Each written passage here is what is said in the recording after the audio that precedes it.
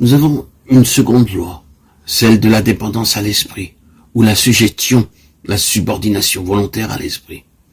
Et ce qui me semble-t-il l'exprime mieux encore, c'est l'expression qu'emploie Paul à propos de lui-même, lié par l'esprit, acte 20-22. La dépendance implique le gouvernement d'une seule vie, et ceci nous amène à examiner le chapitre 3 de l'évangile selon Matthieu concernant le baptême du Seigneur, ainsi que le passage du chapitre 2 de l'épître de Paul aux Philippiens.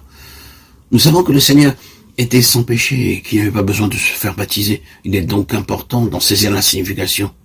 Le Jourdain typifie le calvaire. Le Seigneur est là dans une double représentation, celle de la vieille création qui bientôt va être jugée, c'est le côté de la mort, l'autre celle de la nouvelle création, avec le côté de la résurrection. En sortant des eaux du Jourdain, le Seigneur se présente comme le modèle de cette création, qui sera entièrement de l'esprit. Dans le 2e chapitre de l'épître aux Philippiens, nous avons cette exhortation. Ayant vous la pensée qui était en Jésus-Christ.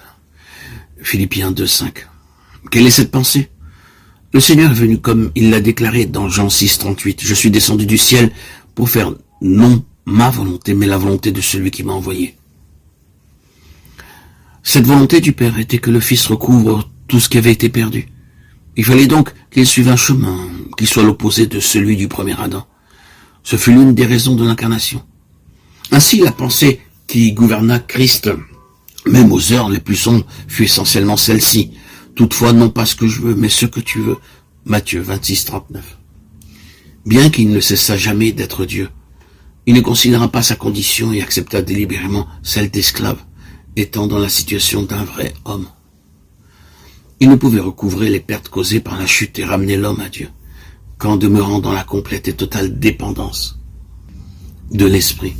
Chez notre Seigneur, le Dieu homme régnait une harmonie parfaite entre son esprit, son âme et son corps. Étant un avec le Père, la volonté du Fils était toujours au diapason de celle du Père, car Christ aimait cette volonté. Je fais toujours ce qui lui est agréable. Jean 8,29. Ainsi, après avoir considéré quelque peu le modèle parfait, quel but Dieu veut-il atteindre par l'enseignement de ce baptême et de cette déclaration de Paul en Philippiens 2,5? Le baptême est le témoignage extérieur d'une vérité spirituelle. Lorsque nous nous identifions par la simple foi dans la mort de Christ comme étant mort à notre vieil homme, cela signifie que nous reconnaissons et attestons que le gouvernement de notre vie propre, celle de notre moi, a été brisé et que maintenant, unis à Christ par la foi, nous sommes un avec lui dans la résurrection et vivons pour lui, en lui et par lui. Et qu'il est mort pour tous, afin que ceux qui vivent ne vivent plus pour eux-mêmes, mais pour celui qui est mort et ressuscité pour eux. 2 Corinthiens 5,15.